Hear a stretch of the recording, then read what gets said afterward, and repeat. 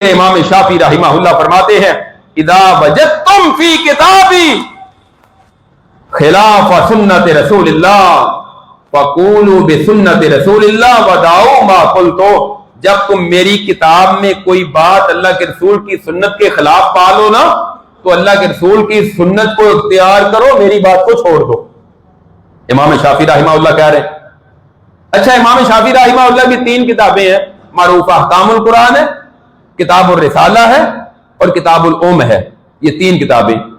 امام مالک کی کتاب موطا امام مالک ہے، امام احمد ابن حنبل کی کتاب مسند احمد ابن حنبل ہے جس میں کئی ہزار حدیث ہیں، اور امام ابو حنیفہ رحمہ اللہ کی کوئی کتاب، ان کی اپنی کتاب کوئی دستیاب نہیں ہے۔ بعض کہتے ہیں فقہ اکبر ان کی ہے، وہ 2-3 صفحات کی ہے، مختصر سا ایک کتاب چاہتا ہے، کہتے ہیں یہ ان کا ہے، لیکن اس کے علاوہ کوئی اور کتاب ان کی نہیں ہے۔ اب بعد میں آنے والے شاگردوں نے شاگردوں نے کتابیں لکھی، ممکن ہے کہ کئی باتیں ان اماموں کے مطابق نہیں بلکہ ان کی طرف غلط منسوب ہو گئی۔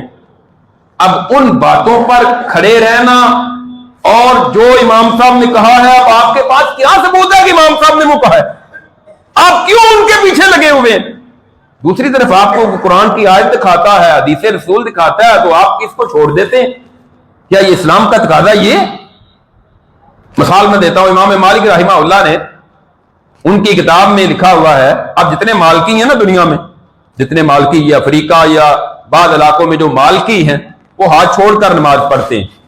قیام میں ہم تو ہاتھ باندھتے ہیں نا، وہ ہاتھ چھوڑ کر اس طرح نماز پڑھتے ہیں، وہ کہتے ہیں ہم مالکی ہیں۔ حالانکہ امام مالک رحمہ اللہ کی کتاب ہوتا ہے امام مالک میں ہاتھ باندھنے کا ذکر ہے، تو پھر بھئی تم کس امام کی تقلید کر رہے ہو؟ کیا تمہارا دعویٰ ہے؟ امام مالک، اس کا مطلب ہے کہ یہ ان ائمہ کی بھی تقلید نہیں ہو رہی، یا ان کی بھی فرما برداری اطاعت نہیں ہو رہی، یا ان کے موقف پر عمل نہیں ہو رہا جو ان ائمہ اکرام نے کیا ہے۔